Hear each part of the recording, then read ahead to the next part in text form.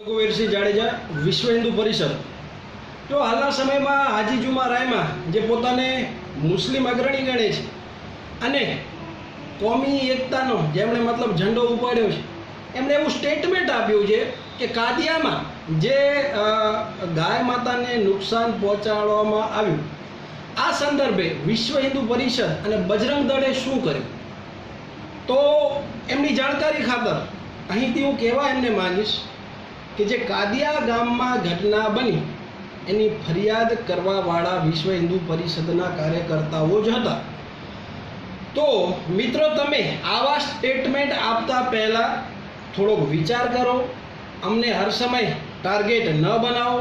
ખરેખર મને તમારી રાષ્ટ્રભક્તિ ઉપર શક જાય છે। અહીંયાથી હું તમને એ પૂછવા માંગીશ કે પાકિસ્તાન દ્વારા જે ભારત ઉપર આતંકવાદી હુમલા કરવામાં આવે છે, ભારતીય જવાનોના માતાઓ કાપી અને પાકિસ્તાની આતંકવાદીઓ જ્યારે લઈ જાય છે, ત્યારે જો ખરેખર તમે દેશભક્ત હો તો તમારે ત્યારે આવેદનપત્ર આપવું જોઈએ। મને તમારે એ પૂછવું છે કે આવી જેટલી પણ ઘટનાઓ દેશમાં બની, જુમાભાઈ તમે ક્યારે આવેદનપત્ર આપ્યું? તો અહીંયા એવો સવાલ નથી ઊભો થતો કે તમે પાકિસ્તાની પ્રેમી છો, અમે ગૌ ભક્ત છીએ કે નથી, એ 2 નંબરનો સવાલ છે। પણ તમે પાકિસ્તાની પ્રેમી છો એ અહીંયાથી જાહેર થાય છે, કારણ કે તમે ક્યારે આવેદનપત્ર આપ્યું નથી, તમે ક્યારે પાકિસ્તાનનો ધ્વજ સળગાવ્યો નથી। પછી તમે પાછા અમારી રાષ્ટ્રભક્તિ અને ગૌભક્તિ ઉપર સવાલ ઉપાડો છો કે ખરેખર અમને મુસ્લિમો પ્રત્યે ઘૃણા છે। તો તમને અહીંથી હું સવાલ એવો કરીશ કે ખાવડા પંથકમાં હાલમાં જ 5 એવા વ્યક્તિઓ પકડાયા જે પાકિસ્તાનના સંપર્કમાં હતા। ખરેખર જો તમે ભારત પ્રત્યે સાચી નિષ્ઠા ધરાવો છો તો તમારે આવા લોકો વિરુદ્ધ આવેદનપત્ર આપવું જોઈએ। તમે આપ્યું? તો તમે આવેદનપત્ર નથી આપ્યું તો કેમ તમે નથી આપ્યું આવેદનપત્ર? એના પાછળ તમને શું પાકિસ્તાન પ્રત્યે પ્રેમ છે કે આ લોકો મુસ્લિમ છે એટલે તમે આવેદનપત્ર નથી આપતા? એના પછી નુંદાતરમાં હાલમાં જે ગાય માતા ઉપર આવી જ રીતે પ્રહારો કરવામાં આવેલા, એમાં પણ તમે ચૂપ રહેલા। તમે ક્યારે ગૌહત્યા વિશે, જ્યારે મુસ્લિમો દ્વારા ગૌહત્યા કરવામાં આવે છે, FIRઓ થાય છે, ત્યારે તમે ક્યારે બોલતા નથી અને એકાદી આવી ઘટનાના બાના હેઠળ તમે અમને બદનામ કરો છો। તો તમે તમારી અંદરની આત્માને તો પૂછો કે તમે શું છો, તમારે શું કરવાનું છે। આવી રીતે તમે કોમી એકતાની વાતો કરો છો, તમે પોતે ગુનાહિત પ્રવૃત્તિમાં સંડોવાયેલા છો।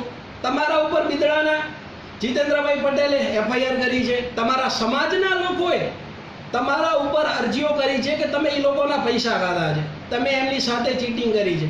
તો કોમી એકતાની વાતો પહેલાં પછી કરજો, પહેલાં હિન્દુ અને મુસલમાનો જે તમારા ઉપર અરજીઓ કરી છે ને કે તમે એમના પૈસા ખાધા છે, એના તો જવાબ આપો જુમાભાઈ, પછી અમારી ગૌ ભક્તિ ઉપર શક કરજો। અમારા પાડિયાઓ આજે પણ તમને કચ્છ, ગુજરાત અને આખા ભારતમાં ઠેર ઠેર મળશે। આ પાડિયાઓ કોઈ ધર્મજનનીઓના નથી, આ પાડિયાઓ માત્ર અને માત્ર ગૌરક્ષા માટે પોતાની ચોરીના ફેરામાંથી, જેણે હજી 7 ફેરા, હજી 3 ફેરા પૂરા નથી કર્યા, એવા વરરાજાએ જ્યારે એમ થાય છે કે કોઈ વિધર્મી ગૌ માતાને ઉપાડી જાય છે, ત્યારે એ ગૌ માતાની રક્ષા માટે અમારા પાડિયાઓ થયા છે। તો આ અમારી પૂર્વજોની પરંપરા છે।